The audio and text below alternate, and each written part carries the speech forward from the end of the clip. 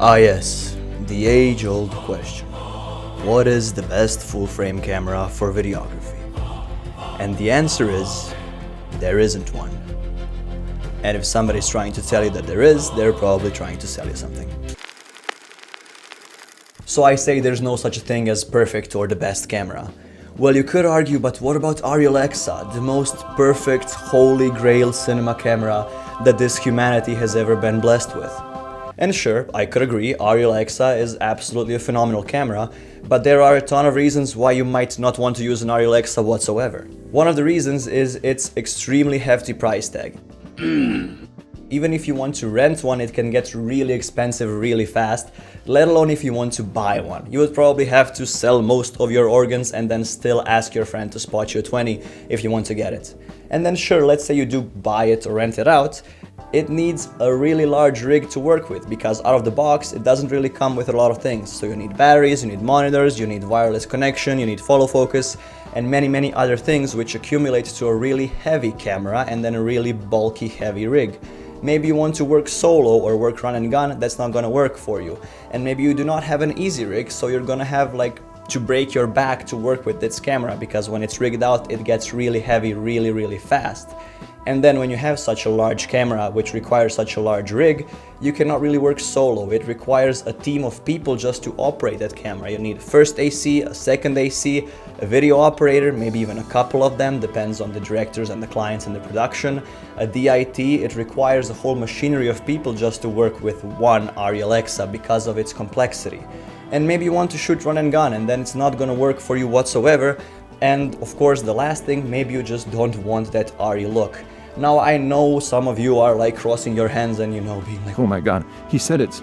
And yeah, sure, maybe you just don't like the Alexa look. Now I'm not one of those people, I love the Alexa look, but maybe it's not the right thing for your movie and it's not something that you're looking for. So sure, even though you can describe Alexa as a holy grail of cameras, it is not the best camera for videography or cinematography. To put it simply, cameras are tools first, and you need different tools for different jobs. Just as a mechanic needs different tools from a rocket engineer. Let me give you some examples. Let's say you are a documentary videographer and you need something that is fairly light, can be rigged up fairly fast and fairly quickly, has a great battery life or has the capability to put V-lock batteries on so you can swap them out, and you need super fast and super reliable autofocus. That's something that would be your priorities as a documentary shooter. Maybe you're a cinematographer who works on a movie or on a commercial. Then you might not even need autofocus because you have cinema lenses and you have a focus puller on set with you. And you would rather have a lot better color science, and maybe you do not need some camera that works extremely great with super high ISOs in the dark because you are creating your own sets and you are controlling the light fully 99% of the time. And maybe you are a YouTuber who doesn't really get cameras and you're a vlog style YouTuber and you need something that is literally just turn it on and you press record and it goes. You don't want to mess with lenses or any of those things. So you're gonna need different cameras that are gonna serve different purposes depending on the type of work you are planning to do.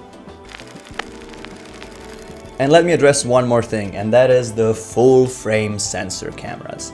Because nowadays it is more of a buzzword rather than something that is genuinely important or deal-breaking for your camera to have. Now don't get me wrong, they have gained their popularity for a reason. They do allow more low light in because of their size, and they do give you more shallower depth of field, but that doesn't necessarily mean that they are better from, let's say, Super 35 or other sensor size counterparts. Larger sensor does not automatically mean better. Let me give you an example. I literally shot my first short film on an Alexa Mini. And that camera has a Super 35 sensor, while the camera I'm recording on right now, my Lumix S52X, has a full frame sensor. And just by saying the sensor sizes, you're gonna say, oh, this Lumix is so much better, but no, Alexa costs 50 times the amount that my Lumix costed, and it has a lot better color science, and just the Alexa camera has a lot more benefits for movie that we were shooting than this Lumix has. And of course I wouldn't shoot my YouTube video on Alexa because that wouldn't make sense because I need autofocus to shoot YouTube videos and Alexa doesn't have it. So my general point is that the larger sensor does not always necessarily mean better. It's not about the size of the sensor, it's about how you use it. Now, I know you came here looking for a full-frame sensor camera recommendation, so I'm not gonna leave you hanging. I'm gonna recommend my Lumix S5 IIX because it is an absolute beast of a camera. It is a great camera overall, it is really good rounded up camera, and it is an especially amazing camera for what I use it for.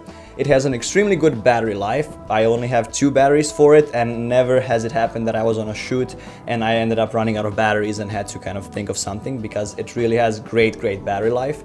It has an extremely good in-body camera image stabilization, which I really appreciate. There are multiple modes. I keep it on standard and it's doing extremely good. There are some like extreme stabilization modes which I haven't even tested out, but for what I needed, the standard mode is great. If you're shooting handheld, it kind of smooths it out, but you don't get that artificial stabilization look, which is really important to me. It has great codecs, and also with the specifically Lumix S5 IIX and the newest updates, it has an extremely good and reliable autofocus, which was something that I was looking for, especially when I was first starting out. So it having such a great autofocus, and it just keeps getting better and better with updates because they are updating it fairly regularly. It is phenomenal feature and phenomenal thing. I literally never have to worry about autofocus. If I set it up the right way or in the right mode, I genuinely can forget about, oh, is my camera gonna be in focus or not. So that is an extremely valuable thing for me. And of course, it has an amazing video options, like array of video options. You can shoot 6K open gate RAW if you want on an external SSD drive or on an external recorder. I personally never use that feature because I don't need it, and if I need 6K RAW, I use my Pixis now. But you can have that option, which is great. It has a full-size HDMI port, which is great if you want to kind of send the image out on a monitor or something of that nature. I mostly shoot 4K on it, and 4K is, well, it's 4K, it's amazing. And another feature that I really liked is the fact that it has 4K 120 FPS slow motion, which is good for one of those, more cinematic looking slow motion stuff. And if you put it into full HD mode, I believe the slow motion goes up to 180 frames per second, which is extremely powerful slow motion capability, and you can shoot it internally on camera. No need to put any external recorders on it. So that's fantastic. It has 2 dual SD card slots. It doesn't have CF Express, but I genuinely don't need that and didn't need that when I was first starting out. So instead of asking the question, what is the best full frame sensor camera overall, ask yourself the question, what type of work will I be doing? Will I be doing commercials, or will I be doing, more narrative work or something like interviews? What lighting conditions will I find myself in? That's going to tell you a lot about what ISO sensitivity you need to look for in a camera. Ask yourself, do I need autofocus or do I not need autofocus? What lenses would I like to work with? Am I a solo shooter or do I work with the crew? And those questions are what's gonna help you zero in on the best full frame sensor camera for you and for your situation specifically. So the perfect full frame sensor camera does indeed not exist.